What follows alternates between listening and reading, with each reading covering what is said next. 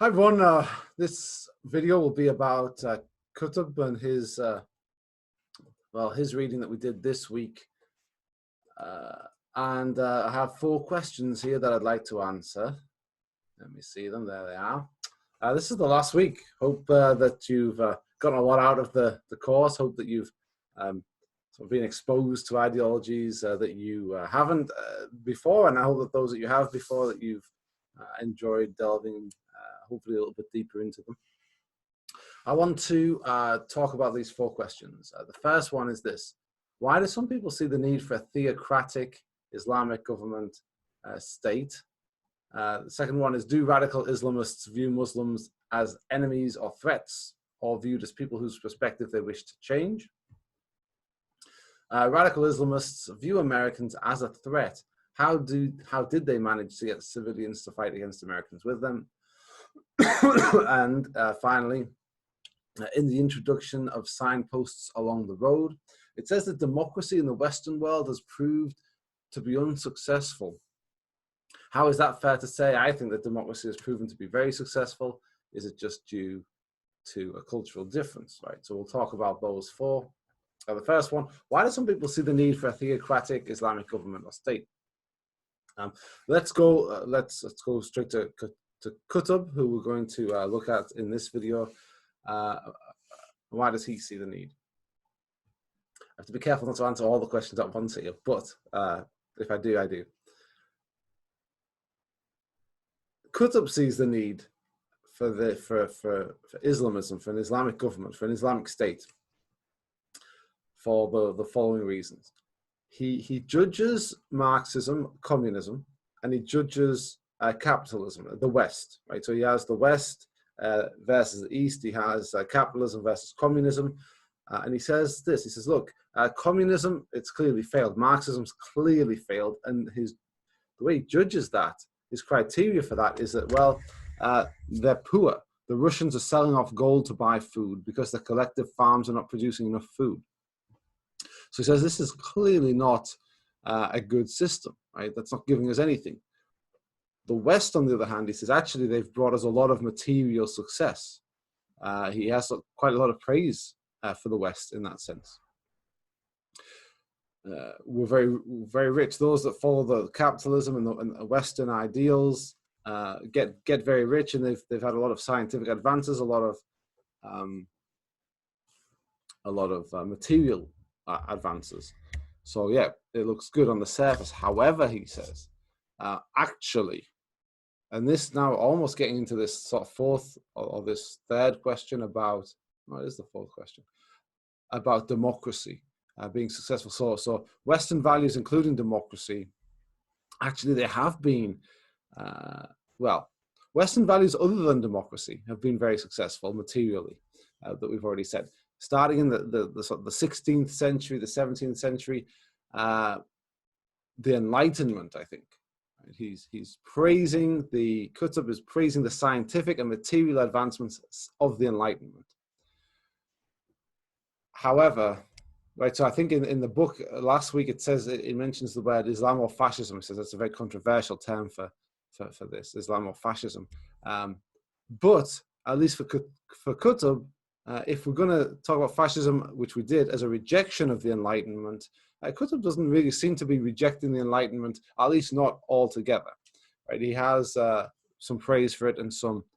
He says, we've gotten some benefits from it, scientific and material advancements. But he says those scientific and material advancements, they peak in the 18th and 19th century. Right? So he's writing in the middle of the 20th century, so this is already 100 years old, right? 50 to 100 years old. The peak of Western contribution to the world. It's gone. It's past its peak. And actually, since democracy has come, I don't think it actually says since democracy has come, but I think I'm reading into it just on the timeline and on what he has to say about democracy. That democracy arrives at the beginning of the 20th century. Complete democracy, of universal suffrage where women get the vote. and it's sort of gradually been increasing since the 1850s, right? Which is where he's saying the 19th century is the peak of Western thought, of Western values and their benefit for the world. And so I'm judging off those things that he actually maybe doesn't think democracy is great. It hasn't been as successful. It's coincided with the decline of the West, with the decline of Western thought, and to be for something else, while he might be praising the West for material and scientific advancement, things that he says, we should try and emulate that. But he says what we're lacking in the world today, right? What the West has given us in material, we have no the human values. The values are lacking, and we're not going to get them. There's no point in adopting Marxism because that's clearly a failure. And the Western ways that have brought us, in some ways, success, have brought us failure in values. In terms of values, we're valueless. And so he sees the Islamic world. He calls it like the middle world, I think. But he sees the Islamic world as the well positioned to lead the world towards these values, right? To win back proper values, I suppose divine values, right, from God. Islam and Islamists and radical Islamists perhaps are well positioned to do that. And so that's the answer that's Qutb's answer to the question: why do some people see the need? Why does Qutb see the need for a theocratic Islamic government to say, because we don't have proper values anymore. We have material success, we have wealth, we have riches from the West, but we don't have proper values as human beings. And in terms of elaborating a little bit on the values, what values are we lacking? He really, in the section that we read, he really only talks about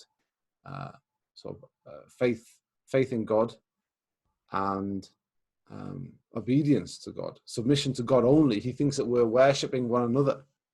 We worship other men, and we should be freed from that. Right? And Islam is the way to free the world from that. Worship of other men, of other people, rather than worship of God and adherence to His laws and commandments. So that's why we have the need. That's why the world needs it for Qutb. We've already got the benefits from the West. We've already got the material benefits. That's already in the bag, if you like, right? That's not going to go away. I don't think, for Qutb, but the West's ability to lead us forward, to lead man progressively upward, has stalled.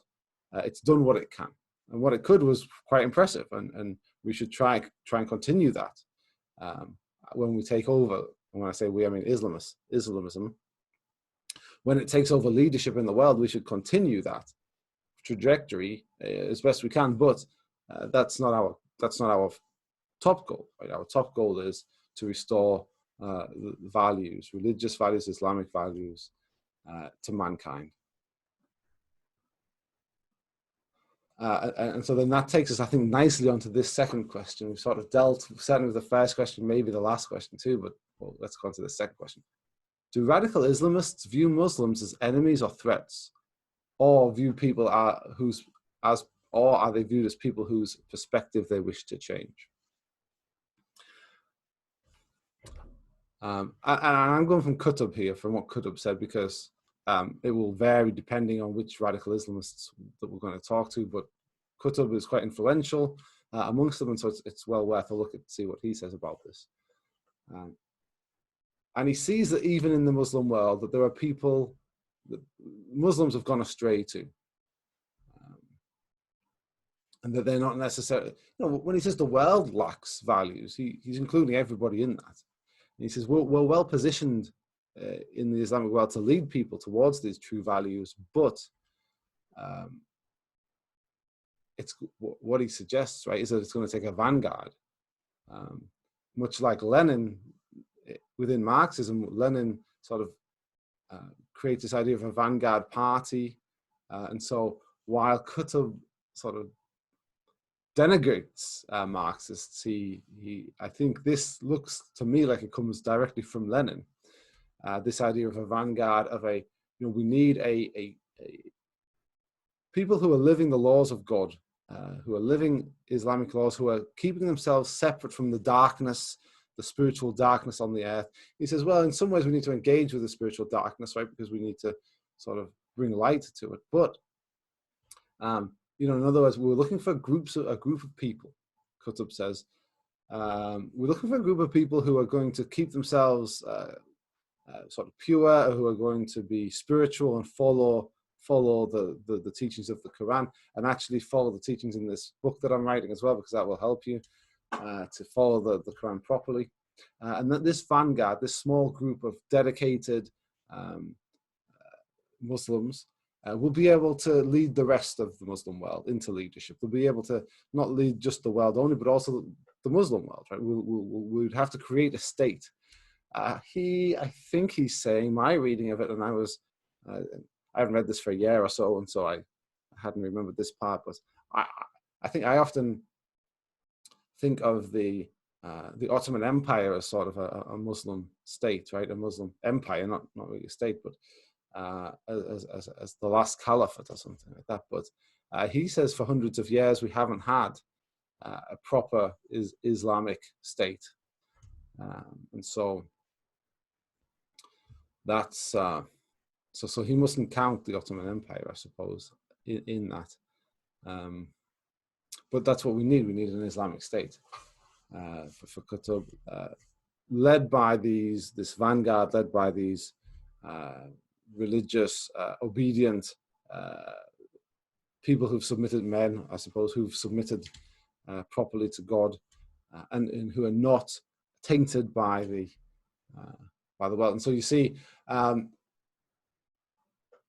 think in the beginning, right, at least for Qutb, Muslims are not necessarily enemies, but they do need to be re-educated, I suppose, in Islam, and helped to get rid of some of the mistakes that they some of the sins, I suppose, that they commit. And it makes me think. We've already said Lenin. We've already talked about Marxism in connection with, but it reminds me in some ways of the sort of the working class that has this false consciousness. It in Marxism, the working class associates itself sometimes with middle class, with the bourgeoisie, and it doesn't understand the working class. Members of the working class don't understand that their interests are different from them, right? And so they're confused, and they need a party. This is Lenin, right? They need a vanguard party who are going to be fully conscious, fully awake, free of false consciousness, to lead and to re-educate into the rest of them. And I think this is parallel, I think, in radical Islamism, in Qutb at least, right? That we need this vanguard, this group of Muslims who are going to be pure and faithful, who are going to be free from the spiritual darkness of the world, and are going to be able to lead the rest of the Muslims, the ones who are less enlightened, into leadership. And so, I think perspective they wish to change, definitely. I suppose, and again, I said this at the beginning of the answer, but radical Islamists probably vary in degrees on this, right? But there might be some sort of ISIS, for example, Islamic State, were very, very brutal and very towards Muslims who they saw as apostates. And I suppose this is the thing, right? If you try to teach them and they reject you, right, then at that point perhaps they do become enemies or threats. But in the beginning, right, you want to take them with you, right? They're the first people, I suppose, that you take with you, people that already have some sort of affinity for what you see as the true religion.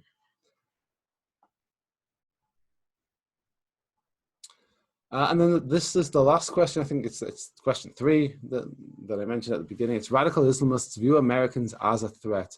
How did they manage to get civilians to fight against Americans with them?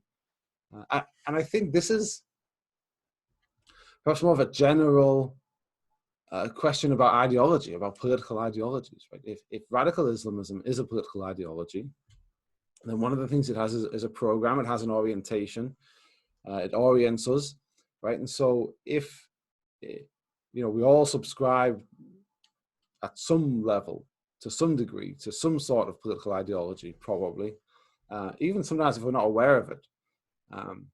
But those people that do subscribe to some, you're going to subscribe to one of these that we've studied, and there's others as well that we haven't studied that we might ascribe to as well. But if you hear this, right? If you read Qutb's book, for example, and Qutb's telling you, saying, look, we're looking for this vanguard. This is how to be in that vanguard.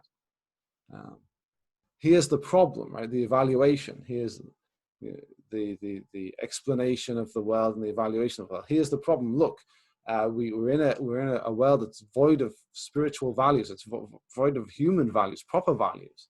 Right? We're wealthy. The West is wealthy, but we don't have the values. We need to get that. We need to be the leaders of the world. All right. And so and here's the way. This is what the world is lacking. We're best positioned to give that to the world. And so this is what we need to do. This is the program that we need to follow. And so then, of course, the threat in terms of Americans is a threat. The West is a threat. Qutb doesn't talk a lot about this, but we'll see it in the other writings that we're going to read this week. Qutb doesn't say a lot about this, just that the West is, it's failed. It gave us leadership. It was great, and now it's failed on the values front. But yeah, they will view. We'll see later on. They'll view Americans as a threat. We saw, I think, last week as well that they view Americans as a threat. As the Western values or the valuelessness of the West is threatening to Muslims, threatening to the Muslim world, and it's an old regime that's fallen. It's past its peak, and so. Yeah, it's absolutely right, I suppose, to see Americans, to say that radical Islamists see Americans as a threat, or at least as some, some power to be overcome. But how do they get civilians to fight against Americans with them?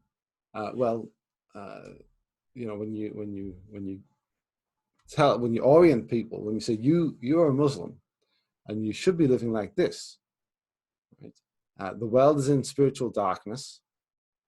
Come with us and learn the truth and be the truth and be this vanguard, this vanguard group of Muslims that's going to eventually lead the world, but it's going to lead other Muslims. Then that's how they get you, right?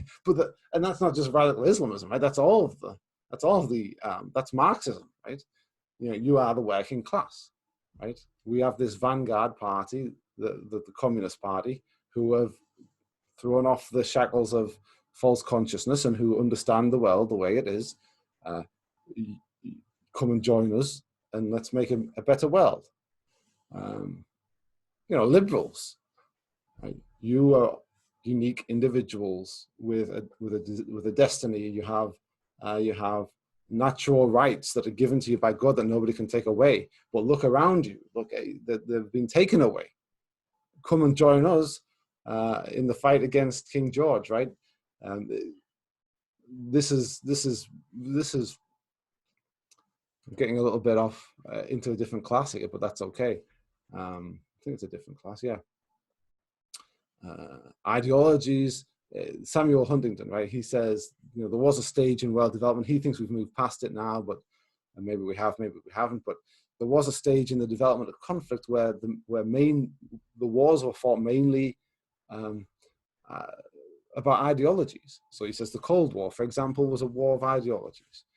Francis Fukuyama says, the Second World War was about ideology. It was about liberalism versus fascism and versus communism, right? Those three. Marxism, liberalism, and fascism had a war. So this is what ideologies are about. This is oftentimes the result of them, is that they lead us to act very committedly towards these values that we hold dear, and radical Islamism is no different from that as a political ideology. All right, I'm going to end there. I've got down to the democracy question again, which I think I dealt with in terms of, it's proven to be very successful. He thinks that the success of the West is behind it, and it looks to me like he's saying, without having read the whole signpost along the road, I haven't read it, but it looks like he's going to say in that democracy sort of signals the end of the dominance of the West, of the peak of the benefit of the West to the world, and so I don't think it's a cultural difference necessarily. It might be a difference in what you think, like a value difference about what you think the world should look like, and what your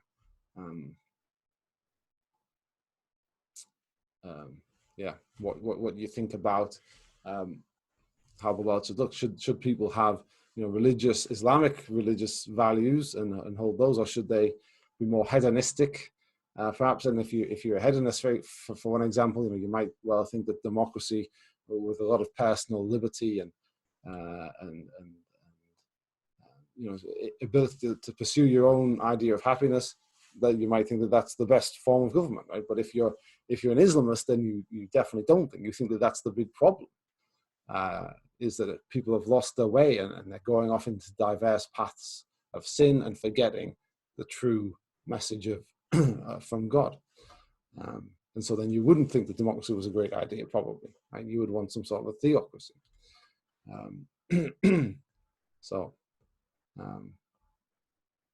I think that's the main difference. But we'll end it there. I'll make another video on the other two readings. I enjoyed this one. I hope you did too. And all the best to you. Good luck on the exam that's coming up.